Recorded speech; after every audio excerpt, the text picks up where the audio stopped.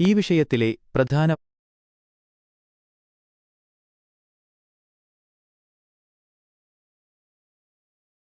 വശങ്ങൾ താഴെ പറയുന്നവയാണ്. പ്രതികരണത്തിന്റെ സംഗ്രഹം. ഇനി തിരിച്ചാകട്ടെ, പീഡനത്തിന് ഇരയാകുന്നവർ ആത്മഹത്യ ചെയ്യുന്ന പതിവ് മാറി കുറ്റം ചെയ്യുന്നവർ ശിക്ഷിക്കപ്പെടുകയോ ഇത്തരം പ്രത്യാഘാതങ്ങൾ നേരിടുകയോ ചെയ്യട്ടെ എന്ന നിലപാടാണ് അവർ സ്വീകരിച്ചത്.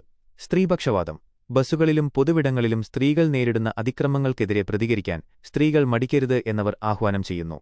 ഡിജിറ്റൽ തെളിവുകൾ. ആരെങ്കിലും മരിക്കുമെന്ന് ഭയന്ന് ഇത്തരം അതിക്രമങ്ങൾ ക്യാമറയിൽ പകർത്തി പുറംലോകത്തെ അറിയിക്കുന്നത് നിർത്തരുത് എന്ന് അവർ ഓർമ്മിപ്പിക്കുന്നു. ഉയരുന്ന പ്രധാന ചോദ്യങ്ങൾ. ഈ സംഭവം വലിയൊരു സാമൂഹിക ചർച്ചയ്ക്ക് കാരണമായിട്ടുണ്ട്.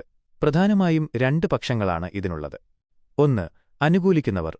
സ്ത്രീകൾ നിരന്തരം വേട്ടയാടപ്പെടുമ്പോൾ പ്രതികരിക്കുന്നവരെ കുറ്റപ്പെടുത്തുന്ന രീതി മാറണമെന്നും കുറ്റവാളികൾക്ക് ഇതൊരു പാഠമാകണമെന്നും ഇവർ വാദിക്കുന്നു. രണ്ട്, വിമർശിക്കുന്നവർ.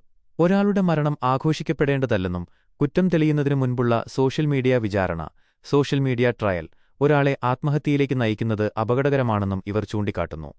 ശ്രദ്ധിക്കേണ്ട വശം. ഒരു ആരോപണം ഉയർന്നാൽ അത് നിയമപരമായി തെളിയിക്കപ്പെടേണ്ടതുണ്ട്.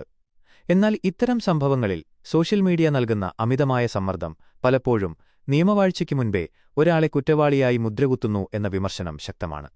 ഈ വിഷയത്തിൽ കൂടുതൽ വാർത്തകളോ അല്ലെങ്കിൽ ഇതിനെതിരെയുള്ള നിയമപരമായ വശങ്ങളെക്കുറിച്ചോ നിങ്ങൾക്കറിയണമെന്നുണ്ടോ?